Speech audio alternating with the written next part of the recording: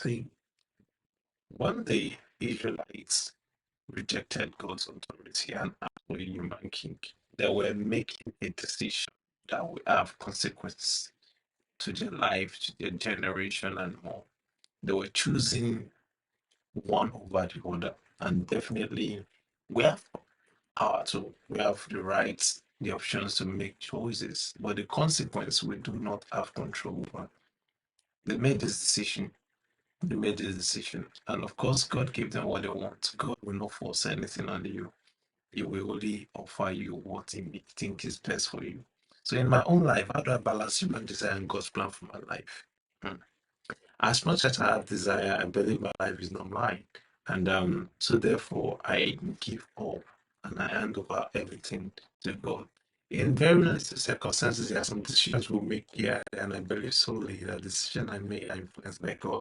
Because if I've been walking and I'm dwelling and trusting God to lead me to usher in my day, anything that He will not do or God does not want me to do, I should not even think about it.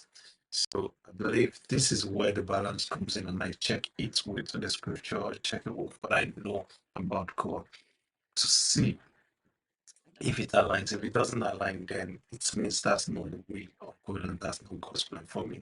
I know God's plan for me is to bring me to an expected end. It's not to make me successful, to make me prosperous. So anything that doesn't align doesn't match with God's desire for me. So Paul was not ashamed of gospel of Christ. How does this statement impact my willingness to share my testimony with non-believers?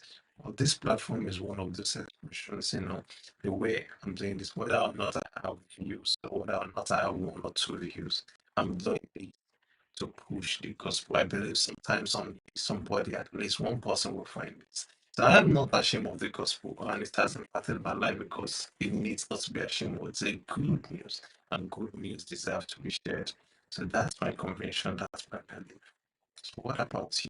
Are you ashamed of the gospel? Are you speaking about it? This is my platform. This is a way to reach believers and unbelievers. This is a way to encourage even believers to start talking about faith. This God has helped me. This God loved me, and I've seen it genuinely. That is why I will not be ashamed of the gospel of Christ, because it's the power of Christ in me.